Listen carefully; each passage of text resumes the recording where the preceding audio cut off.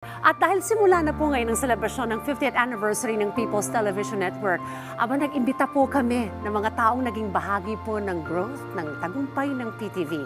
Sila po ang boses sa likod ng mga napapanood po nating promotional videos at iba pang VTR dito po sa People's Television Network. At ngayong umaga, ibabahagi po nila sa atin ang kanilang hashtag Kwentong PTV. Huwag na po nating patagalin pa. Live na live ito po sa studio ngayon ang dating voiceover talent at program host ng PTV na si Ma'am Pinky Aseron. At kasama rin po ang kasalukuyang voiceover talent dito sa PTV na Sir Braggy, Braganza.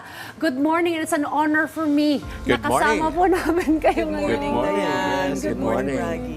Kahit po yung bati po ninyo, ang ganda po ng dating. Naku, salamat ng marami. Yes, good morning. Happy 50th anniversary. Yes. Sa atin, Happy sa atin, anniversary. sa PTV. Yes. Alright, pagbalik tanaw po tayo, kwentuhan po ninyo kami sa naging journey po ninyo dito po sa PTV. Ma'am Pinky. Okay, actually, it goes as far back as when I just graduated from college. No, actually, hindi. College pa rin ako. Oh, okay. I did my practicum here under the administration, when the station was still under the administration of President Ferdinand Marcos Sr. Okay. Oo. So I was an intern, and then after graduation, I was invited by si Boss Bong Sera ng Sports Division to work as a PA.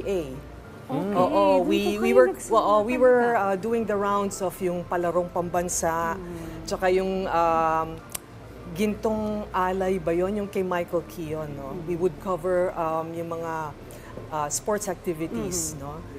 Sponsored by Mr. Keon. And I did that for a while, no? I was a PA until I got a job as a newscaster and news writer for a pop station, Okay. 99.5 RT. So medyo nawala ako. Opo. Tapos bumalik ako nung panahon ni FVR, Fidel V. Ramos. I was invited by, I was invited by Miss Chit Gatan to audition for the role of continuity announcer. Okay. Tapos, yun naman, pinalad naman ako, nakuha ako. Tapos, I was doing voiceovers. I was voicing yung mga merchandise plugs ng stasyon. And then, but my biggest break came when the late Press Secretary Serge Rimonde got me to co-anchor a news and public affairs talk show with veteran broadcast journalist Mario Garcia. And that was Tinig ng Bayan. And that went on for about 3 years. Tapos, huminto. And then, nung nagkaroon ng paghahanda para sa Hatol ng Bayan under the administration naman of President Noynoy Aquino, yon. I was invited once again to co-anchor the talk show, the interview talk show. Katulad ng ginagawa mo. Opo. Yon. So, sa madaling sabi, I served PTV in different capacities under 4 different administrations. Wow, Yeah. okay. Wow. Habang binabahagi niyo po yung kwento po ninyo, Ma'am Pinky, parang naisip ko, parang ganito nga rin yung pinagdadaanan ko Diba? ngayon. Oo, yes. Saka proud po kami na sabihin na naging bahagi ng PTV si Ma'am Pinky Aseron kasi naririnig po natin ang kanyang boses sa telepono, yung parang the number you have dialed, mga ganyan. Kung Globe ang telepono ninyo, ako yung naririnig nyo. Pa-sample nga po, Ma'am. The subscriber cannot be reached. Ayan. Please try again later. Ayun. Yeah, oo. Tsaka sa Maraming trend. naiinis doon Tsaka pag sa naririnig trend. nila. Oo, kasi sabi nila parang hindi nila makontak yung kinukontak nila. Tapos Okay. boses ko yung naririnig nila. At saka sa trend din, naririnig din natin yung ang sa boses MRT. ni oo. Ma'am Pinky. Yung arriving at North Avenue Station. Paparating na ng North Avenue Station. Ayan, boses po yan ni Ma'am Pinky. Eto naman, punta naman tayo kay Sir Braganza, Sir Braggy. At kwentuhan niyo naman kami ng inyong kwentong PTV. Okay, so sa PTV, nung nag-start naman ako, I was with another network, and then I said I wanted to do other things. So nag-apply ako sa sports radio. And then ang daming applicants, and then I think they got me already that time. And I said, someday I'm going to work in that building dito sa PTV. Tinuturo ko from the other side dahil sa PBS kabila lang naman. And then I met si Ed Finland. He called si Miss Nitz, who is the head of merchandising that time. And he said, Nitz, you come over to my office. Bakit? God just answered your prayers. Biglang gumano, sabi ko, what does that mean? So, I think they were looking for a voiceover announcer that time for the network. And then they were looking at me. So, yung application ko, napasa yata sa kanila. And sabi ni Miss Nitz, can you do Tagalog? Sabi ko, yeah, sure. So, they gave me a bunch of scripts na mga existing na mga merchandising plugs na mga lineup na scripts. They asked me to record it. And then sinabi lang nila, oh, you come back tomorrow and then we'll try to listen to your voice and voice over for the existing mga plugs na. And then, yeah, they got me already. So, I was doing both sports radio sa PBS and dito sa PTV. So that's how I got in. Okay. And the rest was history. Ngayon naririnig na rin natin Oo nga ang po. boses si Sir Braggy sa mga ibang mga promotional videos natin dito sa PTV. But I wanna know, may pinagkaiba po ba yung pag-voice over noon kumpara po sa ngayon? Nako, What do you think? napakalaki. Okay. Dayan, kasi back then kasi wala pang ibang platforms or venues, no, for our voices to be used. It was basically for broadcast and advertising. So we were basically doing voiceovers for commercials for radio and television, and continuity announcing, doing voiceovers for merchandise plugs for TV networks. And then technology happened. Yeah.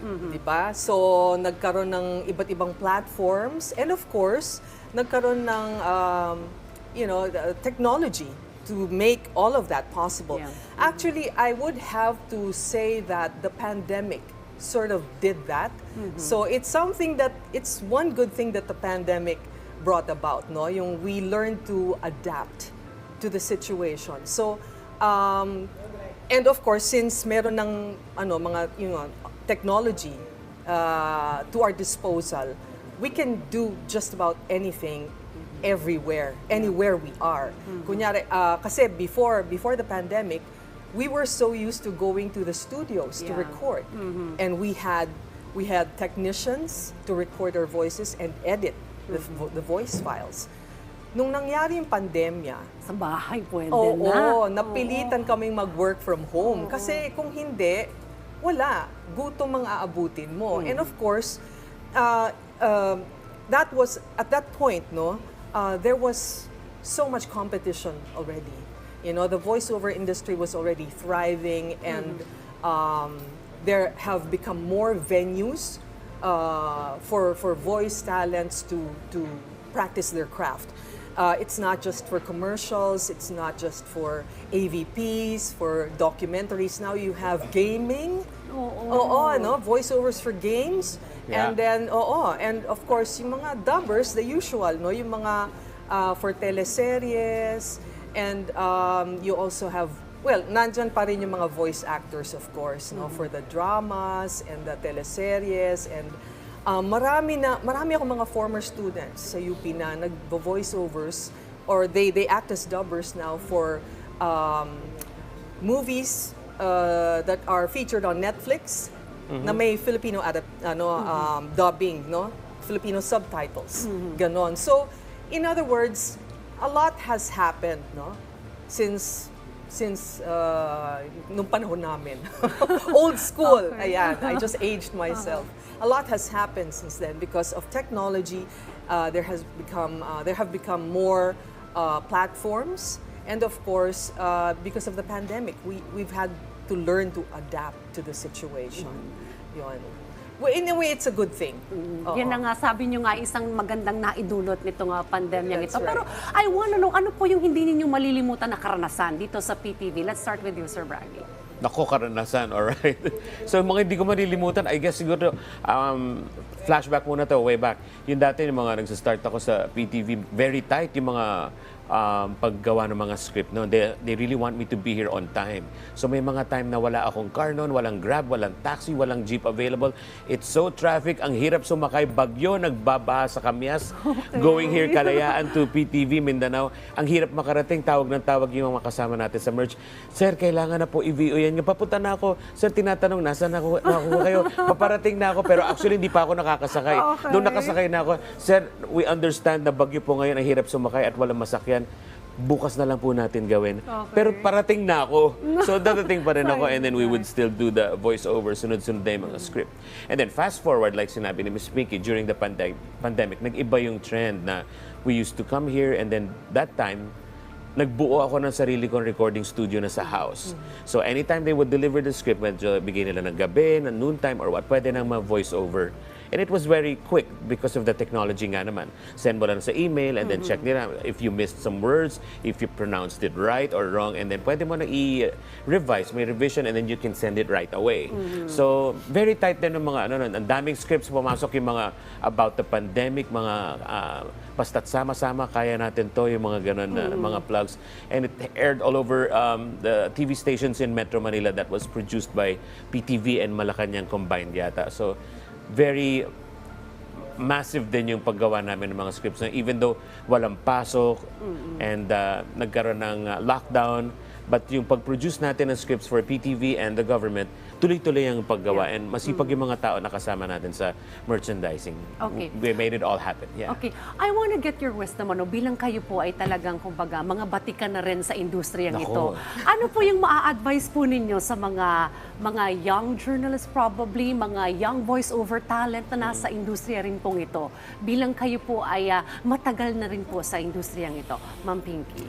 Ang sa akin, unang-una sa lahat, don't let money drive you. That shouldn't be the primary driving force in your decision to get into it.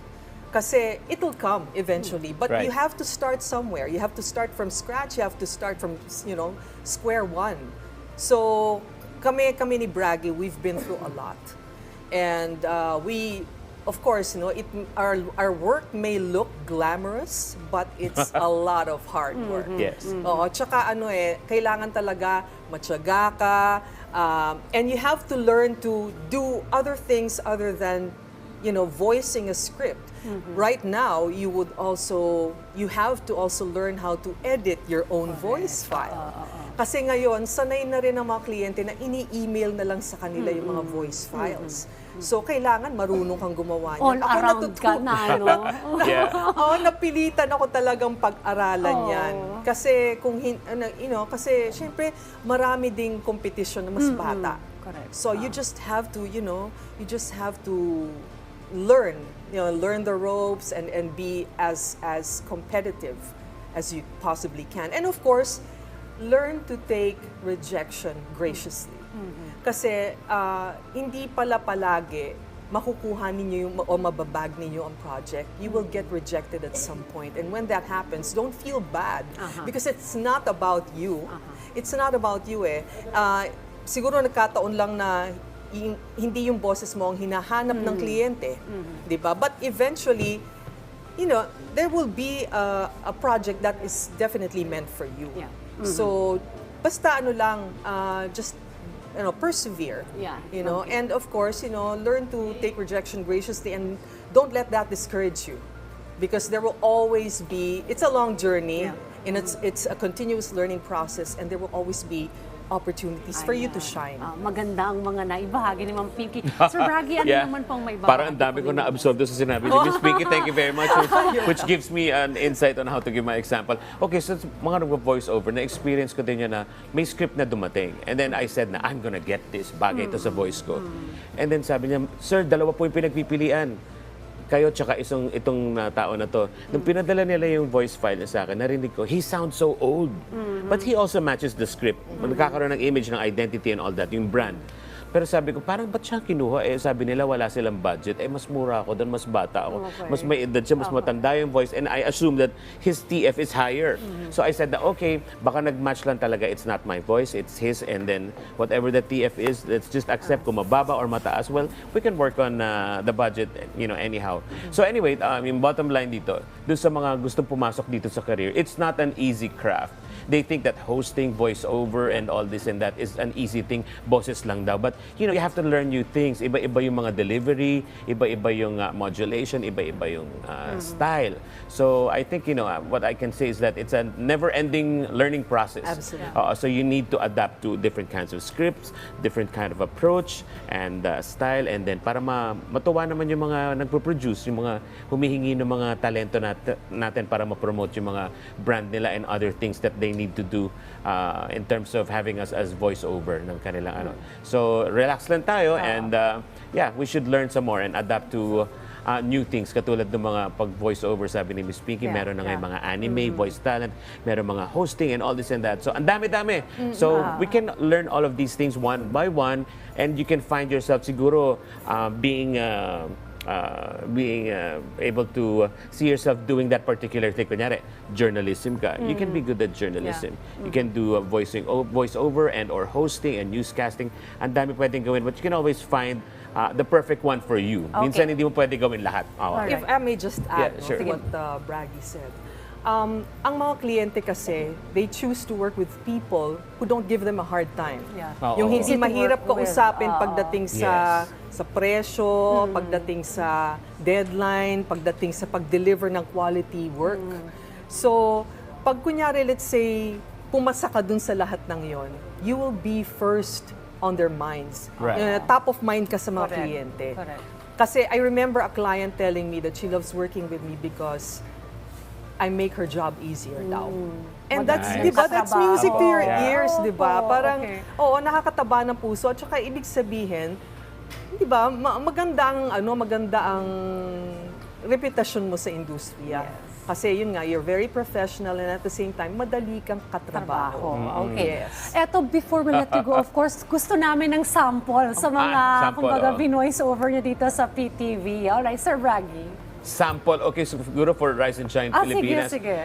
Okay, so, alright. So, sama-sama tayo. Monday to Friday. Kasama natin si Diane Carrer, Fifi De Los Santos, and Audrey Goriseta. Dito lang sa Rise and Shine Pilipinas sa PTV. Ang ganda na boses. Ma'am Pare. Pinky, baka may maalala kayo na voice niyo before? Ang tagal na nun. Ano ba yun? Panahon pa ni FBR. Kung meron kayong sanang script, okay lang, Oo, di ba? yeah. Oo, pero... Ha? ASEAN. Ano yan? ASEAN Oh daw my po. God. Ilan ASEAN yun? No? No, kasi yung mga binoboses ko for ASEAN are basically documentaries. Oo, documentaries. So, medyo mahaba siya. And of course, you know, iba yung delivery nun eh. Hindi katulad nung kay Braggy na, you know, very promotional video. very perky, ganon.